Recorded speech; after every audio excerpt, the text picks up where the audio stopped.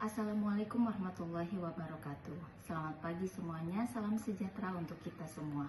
Om Swastiastu, Namo Buddhaya, salam kebajikan.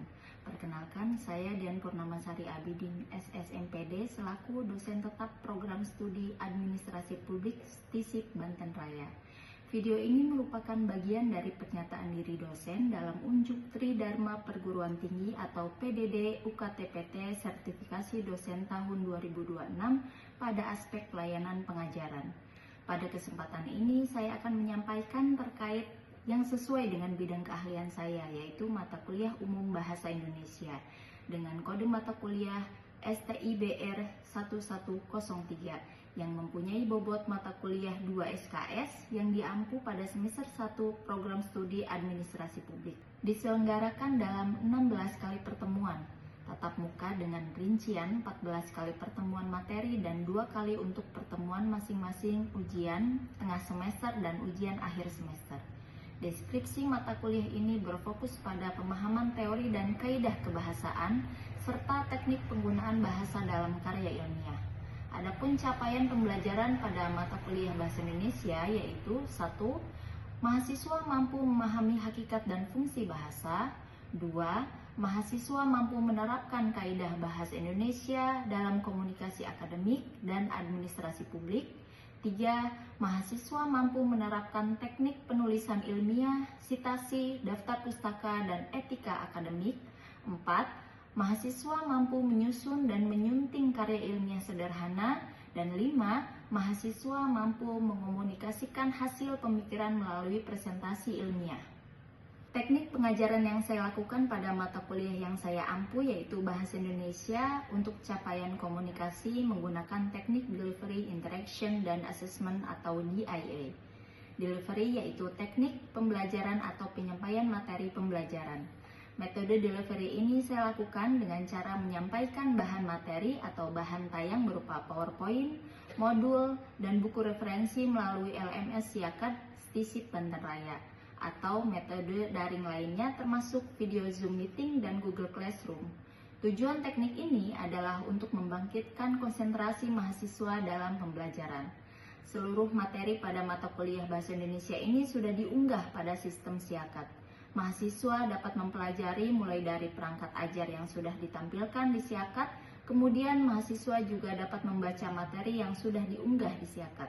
Dan yang ketiga adalah assessment, di mana proses ini saya selaku dosen atau pengajar melakukan evaluasi kepada mahasiswa untuk menilai kemajuan dari mahasiswa atau evaluasi pada pertemuan. Pada pertemuan awal, biasanya saya selalu menyampaikan bahwa metode penilaian untuk mata kuliah ini terdiri dari beberapa penilaian, diantaranya yang pertama adalah kehadiran, itu berbobot 10%, kemudian yang kedua adalah tugas dan kuis, berbobot 15%, ketiga presentasi kelompok berbobot 10%, keempat proyek mini berupa karya ilmiah sederhana berbobot 20%, kelima, UTS berbobot 20% dan UAS berbobot 25%. Hal tersebut untuk memotivasi mahasiswa agar aktif dan disiplin. Saya juga menyampaikan kepada mahasiswa untuk yang menyampaikan pertanyaan atau menanggapi materi yang telah saya sampaikan, menyelesaikan tugas sesuai dengan yang diminta dan aktif di kelas, maka saya akan memberikan reward nilai. Dan bagi mahasiswa yang terlambat datang dan tidak mengerjakan tugas, maka saya terus memotivasi untuk tetap menyelesaikan tugas dan belajar bertanggung jawab. Model pembelajaran yang dilakukan dalam mata kuliah ini adalah experiential learning dan project-based learning dengan metode presentasi interaktif, demonstrasi, praktik, kolaborasi kelompok, dan respon kreatif. Baik. Berikut adalah video proses pembelajaran pada mata kuliah Bahasa Indonesia dengan materi pada pertemuan kedua yaitu hakikat dan fungsi bahasa. Mari kita simak. Wassalamualaikum warahmatullahi wabarakatuh. Assalamualaikum. Waalaikumsalam.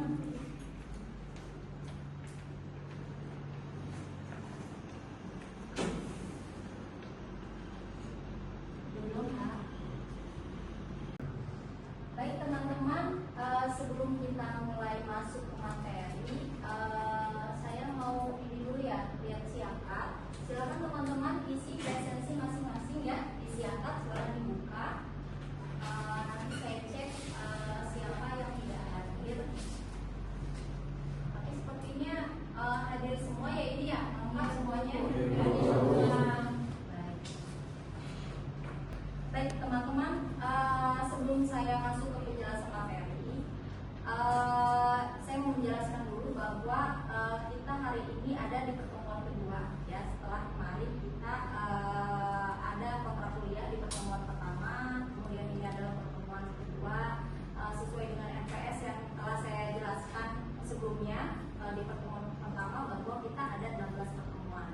14 pertemuan itu adalah materi tatap muka ataupun mungkin nanti ada Zoom ataupun Google Meet, dan 2 pertemuan itu adalah UTS dan UAS.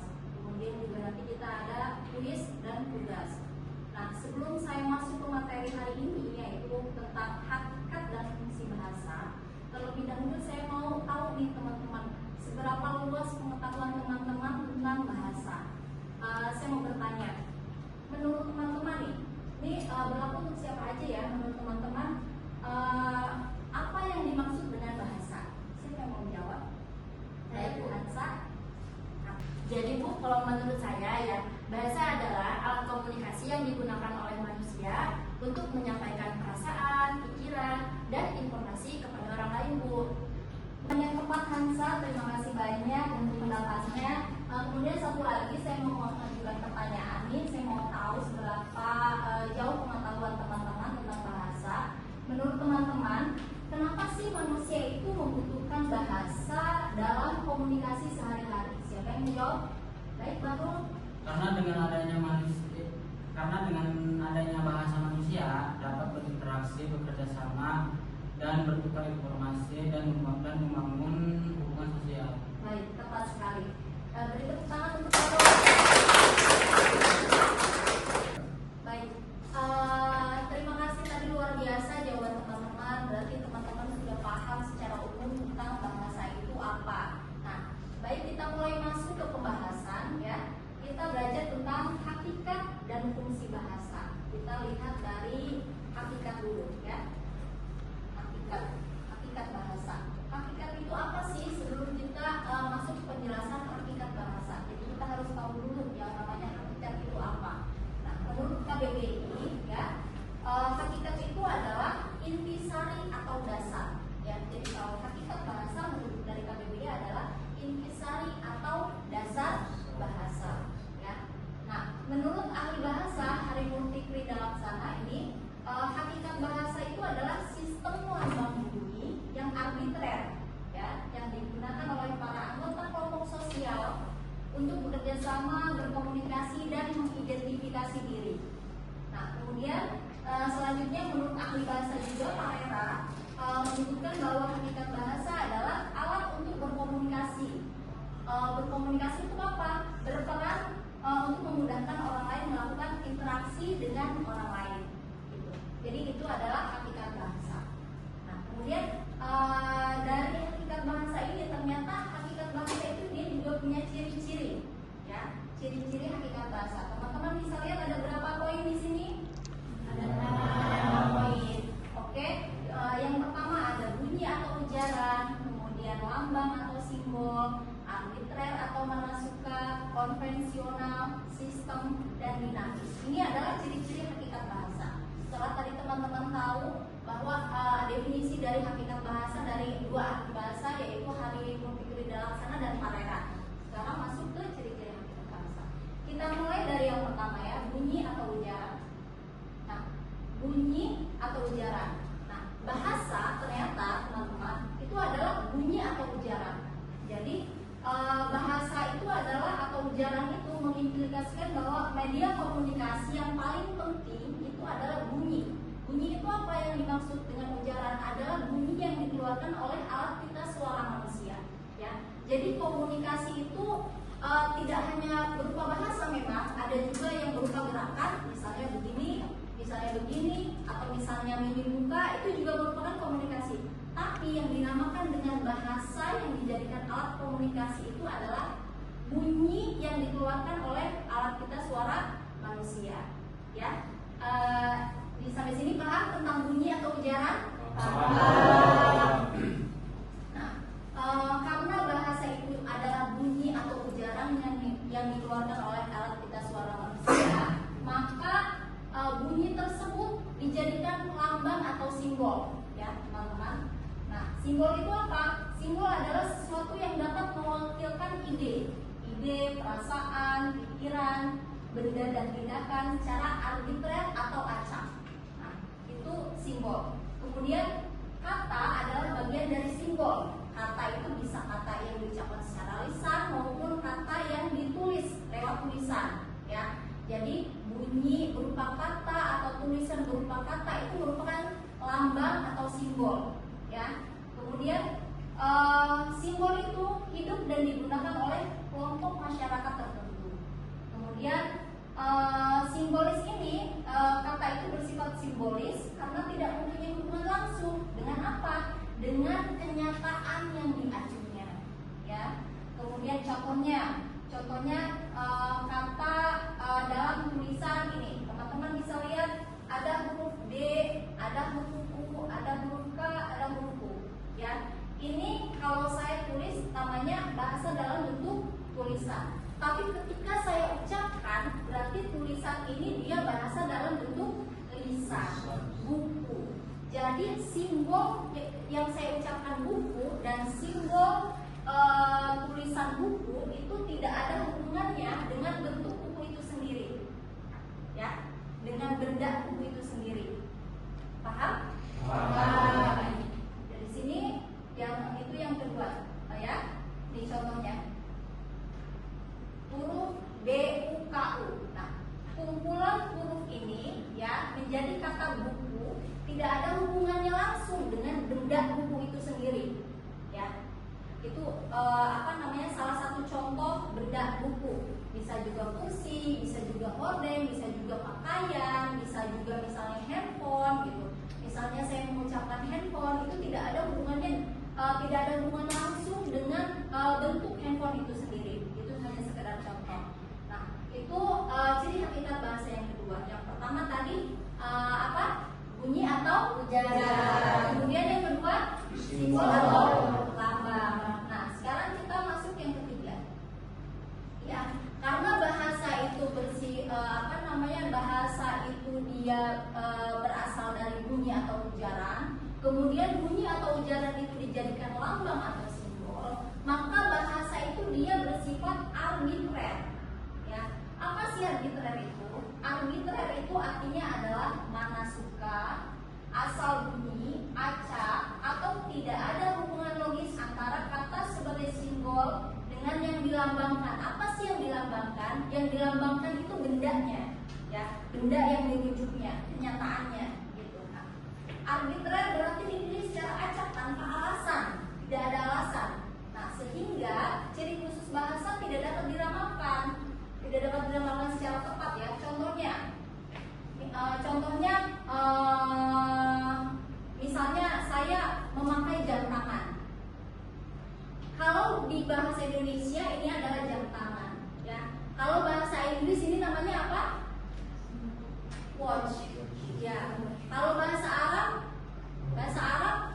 saatun, ya.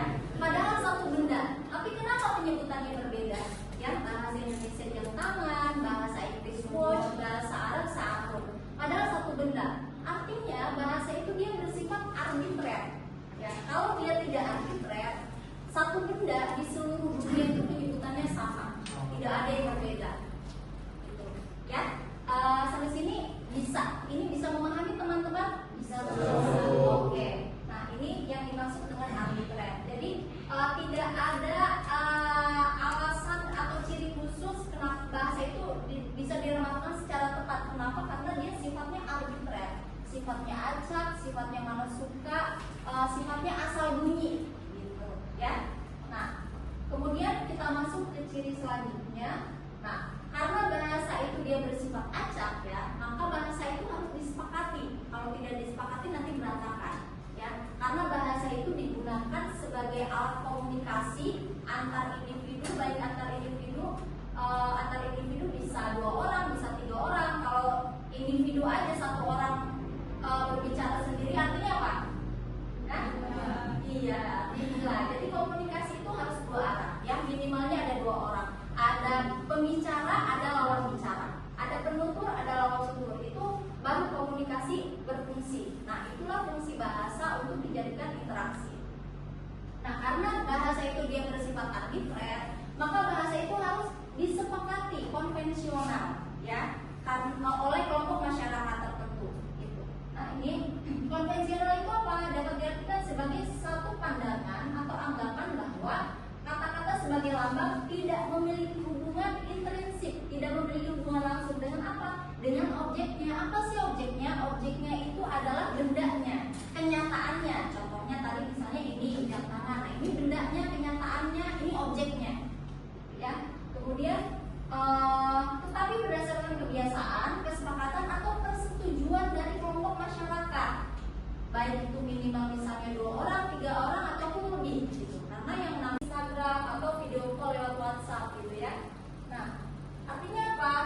Bahasa itu bersifat dinamis karena selalu berkembang mengikuti perubahan zaman. Ya. Nah, itu bahasa yang selalu berubah-ubah.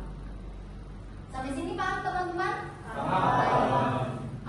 Kalau teman-teman sudah paham tentang hakikat bahasa, kita sekarang beralih ke materi fungsi bahasa. Nah, ini teman-teman ya, materi fungsi bahasa. Nah, fungsi bahasa itu apa? Tadi kan teman-teman sudah paham yang namanya hakikat bahasa, bahwa bahasa itu adalah bunyi atau ujaran. Bunyi atau ujaran yang dikeluarkan oleh alat kita suara manusia. Karena dia hanya berupa bunyi, maka bunyi itu dilambangkan menjadi simbol dari sesuatu yang dilambangkan. Apa sesuatu yang dilambangkannya? Yaitu benda yang dirujuknya, gitu ya. Karena dia menjadi simbol, maka bahasa itu dia sifatnya arbitrer atau mana suka. Karena sifatnya arbitrer, maka bahasa itu harus disepakati ya antar kelompok masyarakatnya untuk digunakan sebagai komunikasi sehari-hari. Nah, dari situ ternyata kita bisa tahu bahwa bahasa itu dia selalu berubah, tidak statis, tidak tetap. Dia akan selalu berubah sesuai perkembangan zaman. Nah, dari hakikat bahasa yang sudah saya jelaskan, kita sekarang tahu makna dari fungsi bahasa. Apa fungsi bahasa? Fungsi bahasa itu adalah secara umumnya ya, sebagai alat komunikasi atau wahana komunikasi bagi manusia, baik itu komunikasi lisan maupun tulisan. Ya, itu gambaran umumnya. Tapi kalau secara spesifiknya ya teman-teman, ternyata fungsi bahasa itu ada lagi. Fungsinya apa? Yang pertama, untuk menyampaikan informasi dan mendapatkan informasi. Teman-teman kalau mau tahu tentang sesuatu pasti ada komunikasi yang diutarakan. Komunikasi itu kan diutarakan lewat penggunaan bahasa. Misalnya, coba tanya mama udah sampai mana. Kalau udah mau deket sampai Indomaret nanti biar saya yang jemput, misalnya gitu. Itu kan ada bahasa yang dikomunikasikan. Atau misalnya teman-teman mau menyampaikan sesuatu, besok mata kuliahnya Ibu Dian diundur, sepertinya diundur di minggu depan. Itu kan ada bahasa yang digunakan untuk komunikasi. Nah, itulah fungsi bahasa untuk menyampaikan informasi. Kemudian yang kedua, sebagai ekspresi diri. Ketika misalnya teman-teman mungkin di semester kemarin ada yang mendapatkan nilai C dari misalnya Pak Sugiatno misalnya, atau ada yang mendapatkan nilai D, ada yang misalnya dia nggak menerima, kok saya dapat nilai D sih, kok saya dapat nilai C ini. Itu kan ada bahasa yang diungkapkan oleh seseorang ya. Nah, itu artinya apa? Ekspresi diri. Bahasa itu berfungsi sebagai ekspresi diri. Kemudian selain itu, bahasa juga sebagai adaptasi. Adaptasi contohnya bagaimana?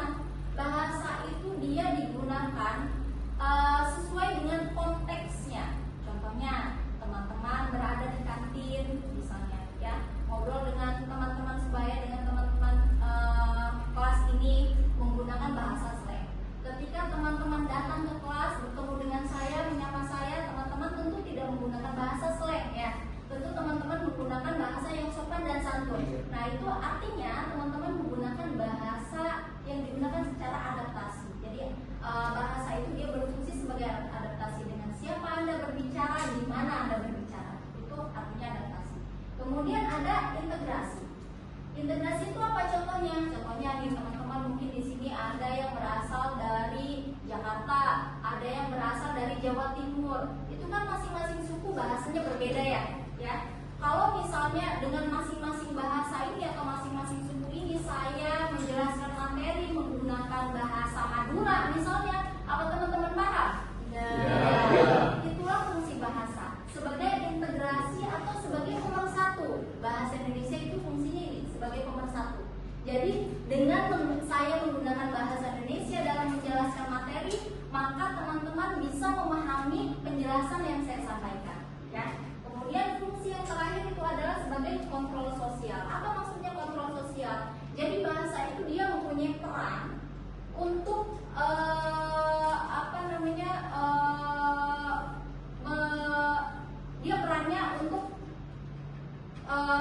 mengamati perilaku manusia. Apa contohnya mengamati perilaku manusia? Ada himbauan, ada nasihat, ada larangan, ada perintah. Ya, contohnya, Hansa, kamu minggu depan kalau kuliah jangan pakai sendal jepit ya. Contohnya, itu kan larangan, ya. Larangan yang menggunakan apa saya? Menggunakan bahasa untuk dikomunikasikan. Atau misalnya gini, masyarakat daerah Sabi dihimbau untuk menjaga kebersihan, itu himbauan.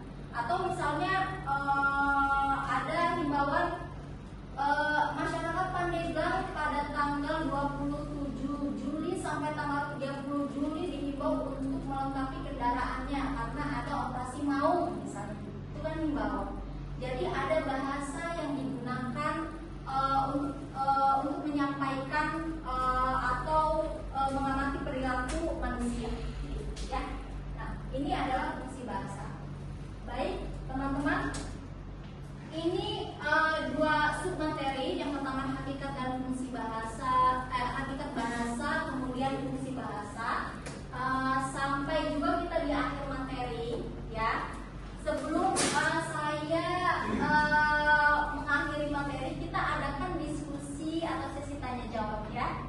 Baik. Dari apa yang sudah saya sampaikan, sekarang kita sesi tanya jawab atau diskusi, ya. Apa ada yang ingin ditanyakan dari teman-teman? Ya, silakan. Izin bertanya Bu, Ya. Menurut Ibu apakah bahasa dan komunikasi itu memiliki arti yang sama? Baik, pertanyaan yang bagus. Dengan siapa? Ratu Syifa. Ratu Syifa. Baik, Ratu Syifa. Jadi begini teman-teman, bahasa dan komunikasi itu tidak sama, ya. Kalau bahasa itu adalah alat untuk berkomunikasi, jadi teman-teman harus bisa membedakan. Bahasa itu adalah alat untuk berkomunikasi. Mungkin yang teman-teman tahu yang dipelajari di sekolah, kalau misalnya ditanya bahasa itu apa, bahasa adalah komunikasi. Padahal bahasa itu yang sudah saya sampaikan tadi, bahasa itu adalah bunyi atau ujaran. Jadi bunyi atau ujaran itu ketika dia dikomunikasikan, bunyi atau ujaran itu dijadikan alat untuk berkomunikasi, ya. Jadi bahasa itu adalah alat berkomunikasi, sedangkan komunikasi itu adalah proses penyampaiannya. Jadi harus bisa membedakan ya teman-teman. Nah, lalu komunikasi itu bisa nggak Bu kalau misalnya selain menggunakan bahasa, bisa dengan apa? Isyarat, dengan gerakan atau mimik wajah. Salah satunya adalah bahasa, alat untuk menyampaikan informasi yang dijadikan sebagai komunikasi. Yang kedua misalnya kalau misalnya tidak mempunyai bunyi atau misalnya tunawicara, itu kan dia nggak ada bunyi, ya, dari alat kita suara manusianya. Nah, dia bisa menggunakan isyarat untuk komunikasi dengan sesama, gitu ya. Entah itu lewat isyarat tangan, isyarat mimik wajah, atau misalnya gerakan yang lainnya. Atau teman-teman misalnya kita lagi di kelas nih, kemudian teman-teman kondisinya sedang berisik, kemudian saya mengutuk meja, itu kan isyarat. Artinya apa? Jangan berisik. Gitu ya. Atau siapa paham? Paham, gitu ya. Kemudian ada lagi yang ditanyakan? Ya Bu. Ya. Izin bertanya Bu. Ya. Nama Dengan siapa? Ibu? Kenakan dulu.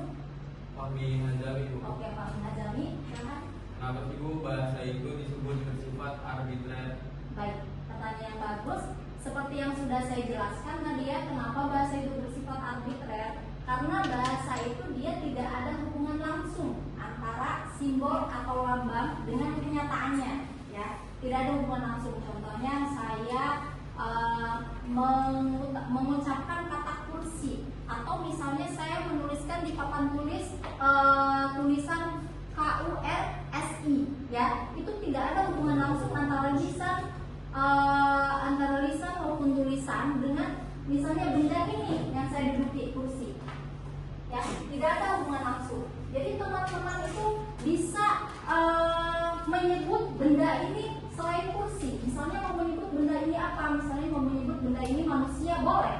Kenapa? Karena bahasa itu sifatnya arbitrer, acak, mana suka, asal bunyi, asal sebut. Nah, kemudian dia berdasarkan apa? Maknanya berdasarkan kesepakatan kelompok masyarakatnya. Jadi makna itu disepakati oleh kelompok masyarakatnya. Kita mau menyebut ini apa nih, benda ini, kursi, oke kursi. Kita mau menyebut benda ini apa, meja, oke meja. Hanya di lingkungan kita, ya, hanya di lingkungan kita. Karena bahasa itu sifatnya arbitrer. benda ini di sini meja. Orang Indonesia menyebut ini meja. Tapi kalau orang Inggris menyebut ini apa? Table. Gitu. Satu benda di seluruh dunia penyebutannya bermacam-macam, berbeda-beda. Itu yang dinamakan dengan arbitrary. Itu kami paham? Baik, terima kasih. Oke teman-teman, ada pertanyaan lagi? Saya Bu, Ya. saya Putri Dwi Riana, ingin bertanya Bu, Ya. Bu mengapa bahasa itu terus berkembang dari waktu ke waktu? Baik, terima kasih pertanyaannya bagus Putri. Jadi kenapa bahasa itu dia terus mengalami perubahan atau seperti yang saya sudah jelaskan tadi bahwa bahasa itu sifatnya dinamis ya, akan selalu berubah karena bahasa itu mengikuti perkembangan zaman. Artinya apa? Manusia itu kan tidak ada yang abadi, akan selalu ada yang meninggal misalnya, ada yang lahir gitu ya, tidak ada yang abadi sehingga manusia membawa ketiadaan itu dengan bahasanya gitu kan. Manusianya tidak ada, bahasanya juga dibawa oleh manusia itu gitu ya. Jadi bahasa akan selalu berkembang mengikuti perkembangan zaman, mengikuti masyarakatnya, manusianya, kemudian teknologinya gitu ya.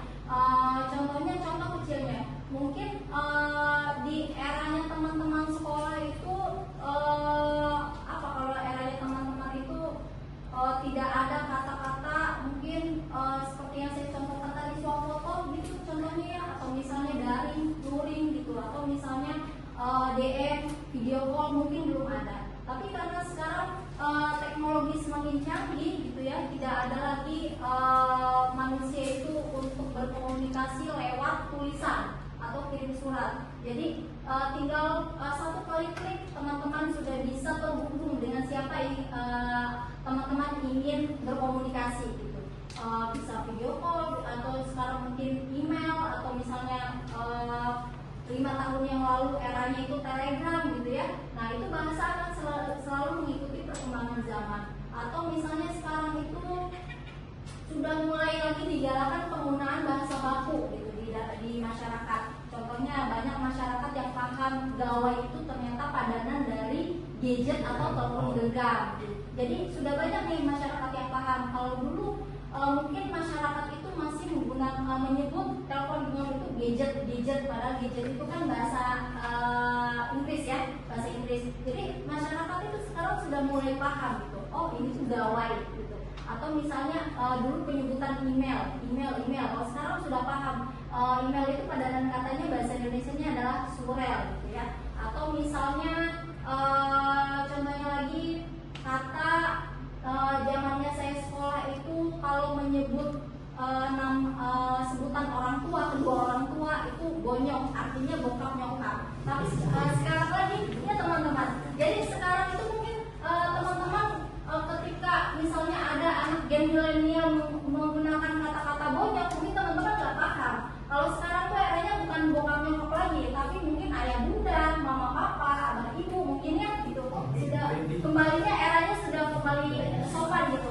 Nah artinya apa? Bahasa itu akan selalu berkembang. Ada yang punah, ada yang tumbuh. Sesuai dengan perkembangan manusianya ada yang punah, ada yang tumbuh juga gitu. Jadi bahasa itu mengikuti perkembangan. Kalau misalnya manusianya itu abadi, nggak pernah punah, ya bahasa itu akan stagnan. Tapi karena manusia itu tidak ada yang abadi, ada yang punah, ada yang tumbuh, ada yang lahir, maksudnya, jadi bahasa pun demikian akan selalu bersifat dinamis, selalu berubah. Gitu. Ya, Putri paham? Baik. Pertanyaan lainnya ada? Saya Pak Wijaya ya bertanya, mengapa mahasiswa masih harus mempelajari bahasa Indonesia di perguruan tinggi? Baik, terima kasih Reva, sangat bagus pertanyaannya. Nah, kenapa sih kita masih atau Anda masih harus mempelajari bahasa Indonesia? Padahal Anda bukan prodi bahasa Indonesia ya, tapi Anda prodi apa? Administrasi. Kenapa kok masih harus terus mempelajari? Karena kita Anda di perguruan tinggi itu dituntut untuk mampu berkomunikasi secara akademik yang pertama. Kemudian yang kedua, Anda juga dituntut untuk mampu membuat tulisan ilmiah, yang mana tulisan ilmiah itu pasti harus menggunakan bahasa yang baku, ya. Kemudian juga Anda harus mampu beradaptasi di lingkungan akademik. Ketika Anda berbicara dengan dosen harus menggunakan bahasa apa? Ketika Anda berbicara dengan teman sebaya harus menggunakan bahasa apa. Tidak mungkin Anda misalnya berdua ketika dengan teman sebaya ngobrol Anda menggunakan bahasa baku, mungkin nggak? Nggak mungkin pakai bahasa baku. Lagi curhat nangis-nangis sama teman diputusin pacar, nggak mungkin pakai bahasa baku ya. Nah, begitupun juga dengan ketika Anda berkomunikasi dengan dosen gitu. Anda pasti harus setidaknya menggunakan bahasa yang santun ya. Ketika Anda menyapa dosen atau misalnya menanyakan tugas atau meminta materi kepada dosen, pasti harus menggunakan bahasa yang santun. Kemudian yang tak kalah penting itu adalah dari segi karya ilmiah ya. Karya ilmiah itu tidak sembarang menggunakan bahasa. Anda harus paham betul aturan kebahasaan, aturan bakunya seperti apa gitu ya. Jadi dalam penulisan karya ilmiah itu tidak cukup menggunakan bahasa yang baik ya. Bahasa yang baik itu bisa digunakan di konteks informal ya, atau misalnya dalam kondisi seperti ini bisa digunakan bahasa yang baik. Tapi ketika Anda membuat tulisan yang sifatnya karya ilmiah, tentu Anda tidak bisa menggunakan bahasa yang baik. Anda harus menggunakan bahasa yang baku, yang sesuai dengan kaidah kebahasaan itu apa? Yaitu EYD atau UED tadi, gitu ya. Makanya kenapa walaupun Anda bukan prodi bahasa Indonesia, Anda ada di prodi administrasi publik, Anda tetap membutuhkan yang namanya materi tentang bahasa Indonesia. Itu ya Pak? Baik, karena kita waktunya tinggal sedikit lagi ya, jadi satu pertanyaan lagi dari teman-teman yang bisa diajukan. Silakan, ada lagi pertanyaan? Saya Bu. Baik. Saya ada Bunda Febriani ingin bertanya. Menurut Ibu, mana yang lebih penting, menggunakan bahasa yang benar atau menggunakan bahasa yang mudah dipahami? Baik, sangat bagus pertanyaannya. Jadi teman-teman, keduanya sangat penting ya. Ketika Anda menggunakan bahasa yang baik, itu dengan siapa Anda berbicara. Jadi ketika Anda berkomunikasi itu Anda harus tahu dulu nih lawan bicaranya siapa. Apakah lawan bicaranya itu orang tua, atau misalnya teman sebaya, atau misalnya dosen, atau misalnya guru ngajinya. Dengan siapa Anda berbicara? Kalau Anda berbicara dengan umurnya yang lebih tua, misalnya orang tua atau dosennya, pengajarnya, atau misalnya guru ngajinya, atau siapapun itu yang lebih tua, tentu Anda tidak akan menggunakan bahasa yang biasa digunakan dengan teman ya. Tentunya Anda harus menggunakan bahasa yang baik. Kemudian ketika Anda berbicara dengan orang yang misalnya baru pertama kali bertemu, mungkin Anda tidak hanya menggunakan bahasa yang baik, tetapi juga menggunakan bahasa yang sesuai dengan kaidah, sedikit baku atau misalnya bahasa resmi gitu. Nah, kemudian ketika Anda menulis karya ilmiah, Anda tentu tidak lagi menggunakan bahasa yang baik, tapi Anda harus menggunakan bahasa yang baku. Tidak boleh menggunakan yang bahasa yang baik.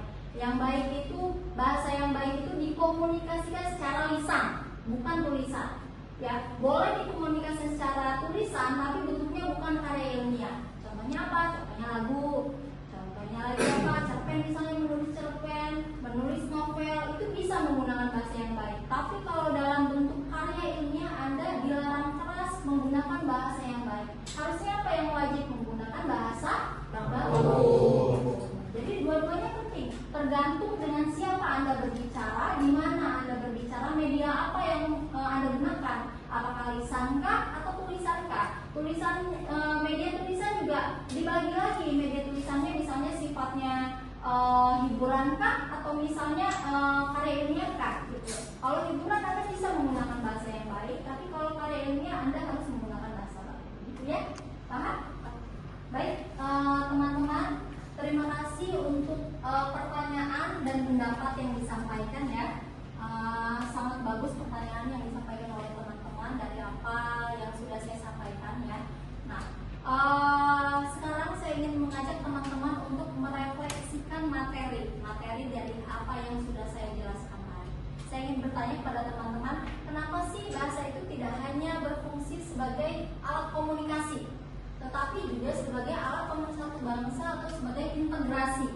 Ada yang mau jawab? Ya, baik, Menjawab, karena bahasa Indonesia digunakan oleh masyarakat dari berbagai suku dan daerah, sehingga memudahkan komunikasi serta memperkuat persatuan meskipun memiliki latar latar belakang budaya yang berbeda. Baik, terima kasih. Jawaban yang bagus. Jadi itu ya teman-teman, bahasa itu tidak hanya berfungsi sebagai alat komunikasi, tetapi juga sebagai alat pemersatu bangsa. Seperti yang sudah saya jelaskan tadi bahwa bahasa itu tidak hanya sebagai alat untuk berinteraksi, tetapi juga dia sebagai alat integrasi. Misalnya karena apa? Karena kita terdiri dari berbagai macam suku, terdiri dari berbagai macam bahasa. Kalau misalnya kita membawa keegoisan bahasa masing-masing, teman-teman tidak akan mendapatkan ilmu, tidak akan mendapatkan informasi apapun. Disitulah fungsi dari kedudukan bahasa Indonesia sebagai identitas bangsa, sebagai identitas negara, dan sebagai alat pemersatu bangsa. Ya, jadi dengan adanya bahasa Indonesia, teman-teman meninggalkan bahasa yang teman-teman miliki. Entah itu misalnya bahasa Jawa, bahasa Madura, bahasa Sulawesi, atau misalnya bahasa yang lainnya. Teman-teman di sini hanya menggunakan bahasa Indonesia untuk berintegrasi komunikasi, gitu ya. Baik, teman-teman, setelah kita merefleksikan materi dari apa yang sudah saya sampaikan, apa ada yang ingin ditanyakan lagi? Ya. Menurut saya, bahasa tidak hanya berfungsi sebagai alat komunikasi. Bahasa memang digunakan untuk menyampaikan informasi, tapi juga memiliki fungsi lain. Misalnya, untuk mengungkapkan perasaan seperti saya senang karena di mata kuliah ibu mendapat nilai A. Selain itu, Bu, bahasa juga memiliki fungsi adaptasi. Itu menyesuaikan cara bicara dengan lawan bicara. Misalnya, ketika saya berbicara dengan teman-teman di kantin dan berbicara dengan ibu di kelas menggunakan bahasa yang berbeda konteksnya. Baik, terima kasih Daylami. Itu pendapat yang sangat bagus ya. Berarti Daylami sudah memahami materi apa yang saya jelaskan tadi. Kemudian selanjutnya, apa ada yang ingin menyampaikan pendapatnya terkait dengan materi yang sudah saya sampaikan? Izin menambahkan, bahasa punya fungsi integrasi sehingga dapat mempersatukan masyarakat dari berbagai daerah yang dengan latar belakang yang berbeda-beda. Kemudian bahasa juga sebagai kontrol sosial, misalnya himbauan, jagalah kebersihan lingkungan, yang mengajak masyarakat untuk mematuhi aturan. Jadi fungsi bahasa sangat penting dalam kehidupan sehari-hari dan kehidupan bermasyarakat. Baik, bagus sekali. Selanjutnya ada lagi yang ingin menyampaikan pendapatnya? Cukup? Sudah jelas ya? Ya. Baik teman-teman, akhirnya kita sudah sampai di materi akhir ya. Sudah selesai kita tadi ada dari apa yang sudah saya sampaikan, materi tentang hakikat dan fungsi bahasa ya.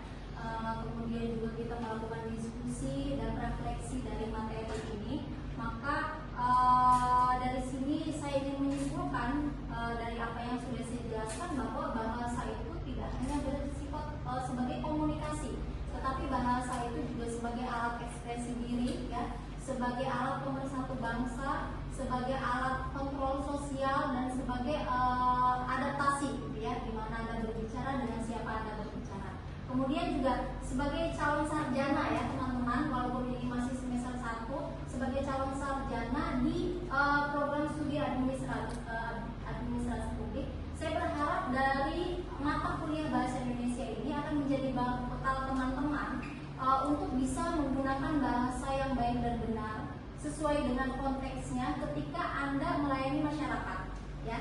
Ketika Anda melayani masyarakat, melayani publik, itu Anda harus bisa menggunakan bahasa yang santun, bahasa yang baik, dengan siapa Anda berbicara, di mana Anda berbicara. Baik, terima kasih teman-teman untuk partisipasinya, antusiasnya, untuk pendapatnya, dan juga kehadiran teman-teman di sini. Semoga menambah wawasan teman-teman dan bisa menjadi bekal teman-teman untuk kedepannya. Terima kasih. Saya akhiri pertemuan hari ini. Assalamualaikum warahmatullahi wabarakatuh. Waalaikumsalam warahmatullahi wabarakatuh. Sekian rekaman rekaman video pembelajaran untuk mata kuliah Bahasa Indonesia Program Studi Administrasi Publik Stisik Banten Raya. Semoga dengan adanya video ini bisa menjadi pertimbangan yang baik dalam proses penilaian sertifikasi dosen gelombang 1 tahun 2026. Akhir kata saya ucapkan terima kasih. Wassalamualaikum warahmatullahi wabarakatuh.